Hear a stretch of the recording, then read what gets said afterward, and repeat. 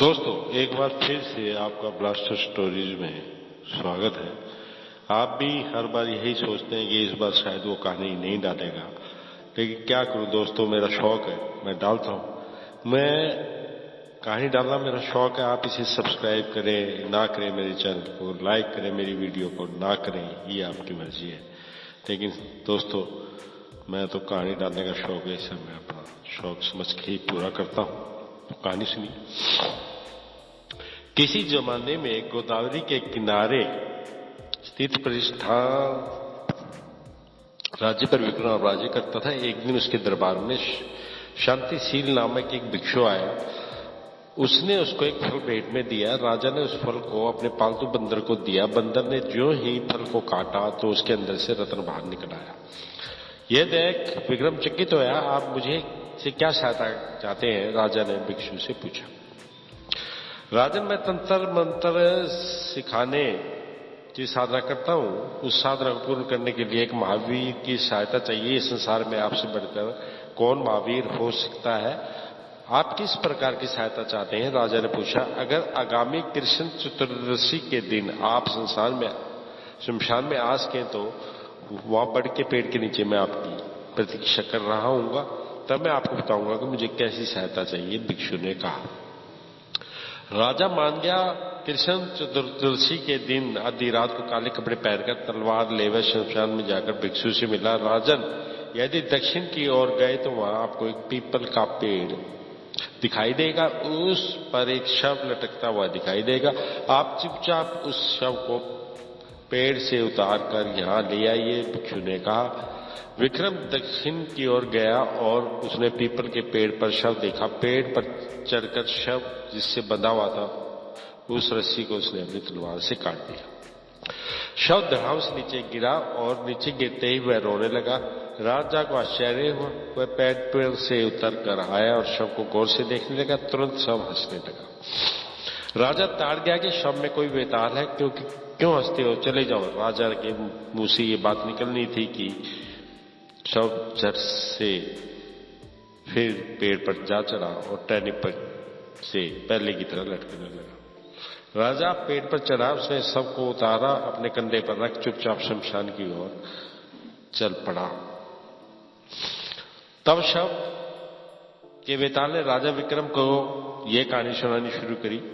राजा, अफसोस है कि तुम्हें बोझ ढोना पड़ रहा है। मैं तुम्हें एक छोटी कहानी सुनाता हूं, सुनो।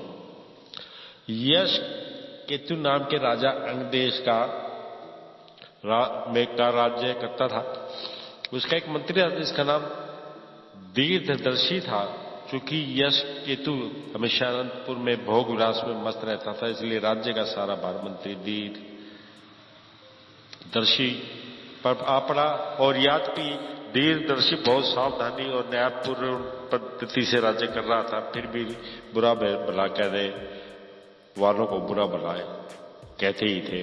वे कहा करते थे कि राजा को भोग विलास में डालकर वह समय राजा बन गया है। यह सुन दीर्घदर्शी को बहुत दुख होता। उसने राजा के पास जाकर कहा, महाराज, मैं तीर्थ यात्रा पर जा रहा हूं, आप अपना राज्य वहीं देखिए। राजा ने उससे बहुत कहा कि वे तीर्थ यात्रा पर ना जाए, परंतु दीर्घदर्शी ना माना और वह अपनी यात्रा पर चला गया।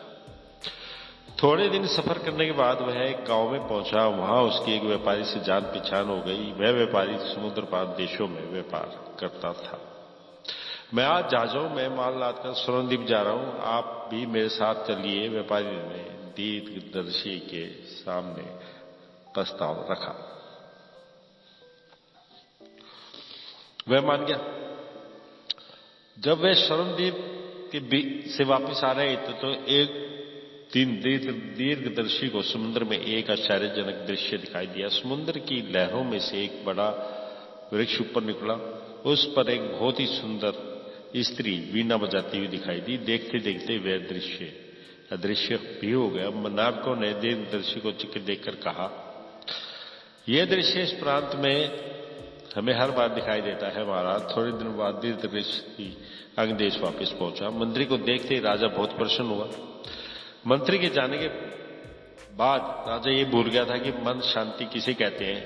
उसे न आराम था न चैन था। खैर मंत्री, तुमने संसार में क्या क्या अजीब चीजें देखी हैं? राजा ने पूछा। महाराज, जब मैं एक व्यापारी के साथ स्वर्णद्वीप जाकर वापस आ रहा था तो समुद्र में मैंने एक अत्यंत सुंदर अद्भुत युवती को देखा। वह कोई अप्सरा होगी। मेरे देखते देखते वह अदृश्य हो गई, दीर्घदर्शी ने कहा। यह सुनते ही राजा उस स्त्री को देखने के लिए उतावला हो गया। मंत्री ने बहुत समझाया बुझाया, पर राजा राज्यभार मंत्री पर डाल समय यात्रा पर निकल पड़ा। समुद्र के किनारे पर पहुंचने के कुछ दिनों बाद ही उसे स्वर्णद्वीप की ओर जाने वाले एक जहाज मिल गया। राजा ने उस जहाज के व्यापारी से मैत्री कर ली और जहाज में यात्रा करने लगा। कुछ दिनों बाद समुद्र में राजा को भी एक वृक्ष दिखाई दिया जिस पर एक स्त्री वीणा बजा रही थी। ये देखते ही राजा ने ना पीछे देखा ना आगे, वह समुद्र में कूद पड़ा।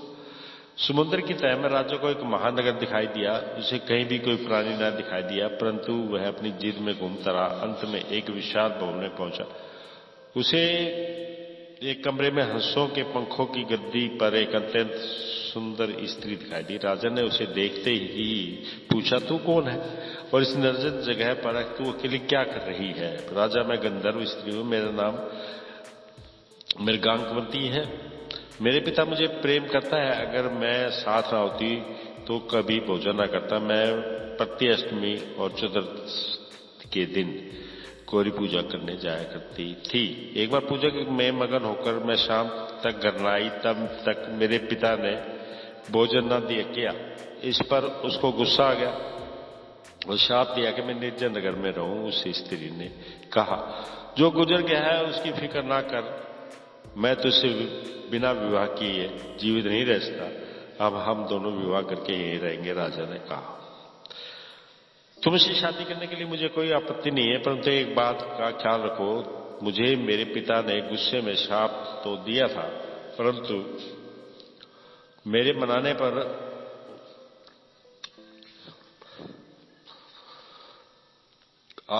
उसने शाप से विमुक्त होने का मार्ग भी बता दिया था कि यदि आप विवाह कर मुझे 7 दिन तक मेरे साथ रहे तो मैं शाप विमुक्त हो जाऊंगी और मैं गंधर्व लोक में अपने पिता से मिल सकूंगी। कोई ना कोई तो मुझे शाप से विमुक्त करेगा। ये सोचकर मैं समुद्र में दिखाई देती थी। इतने दिनों बाद आज सौभाग्य से तुम आ मिले। मृगांकवती ने कहा।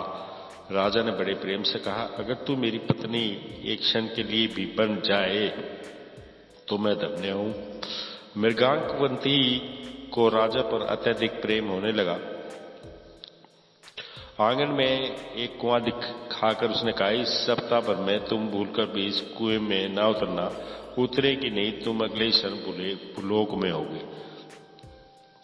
तुम्हारे बिना मैं इस शून्य नगर में एक क्षण भी नहीं रह सकती हूँ। समुद्र की तह में बसे हुए शून्य नगर में मृगांकवती के साथ वहां की अजीब चीजें देखते यश के तूने मजे में एक सप्ताह काट दिया। राजा, अब मेरा अपने लोक में जाने का समय आ गया है। मैं तुम्हारा प्रेम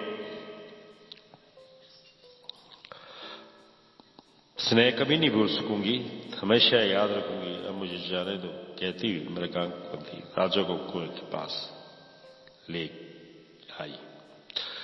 राजा जानना ना चाहता था। उसने मृगांकवती से कहा, कुछ दिन मेरे साथ मेरे नगर में क्यों नहीं चलती? राजा, मैं भूलोक गई तो वहां मानव कन्या हो जाऊंगी, मृगांकवती ने कहा। राजा उसकी तरफ इस तरह गया जैसे उससे विदा लेने जा रहा हो, परंतु उसको जोर से पकड़कर उसके साथ वह कुएं में कूद पड़ा। दूसरे क्षण दोनों भूलोक में पहुंचे। मृगांकवती स्त्री हो गई। राजा उसको अंगदेश ले गया और एक दिन उसके साथ बड़े वैभव के साथ उसने विवाह कर लिया। उसी दिन अंगदेश का मंत्री दीर्घदर्शी अर्देश स्पंदन के रुक जाने से मर गया। ये कहानी सुनकर वेताल ने पूछा, राजा ये बताओ दीर्घदर्शी क्यों मरा? क्या इसलिए कि गया हुआ राज्य वापस आकर उसके राज्य में विघ्न डाल रहा था? क्या इसलिए कि जिस सुंदरी स्त्री को उसने देखा था उस सुंदरी स्त्री से राजा ने विवाह कर लिया? अगर तुमने इन प्रश्नों का ठीक उत्तर न दिया तो तुम्हारा सिर फट जाएगा। दीर्घदर्शी तुम्हारे बताए हुए कारणों की वजह से मरा ही नहीं था। वह राजा भोगों में मस्त था, तभी उसने दीर्घदर्शी को राजपाट सौंप दिया था। इस कारण दीर्घदर्शी की निंदा हुई थी और अब एक अप्सरा के साथ शादी करके आया था।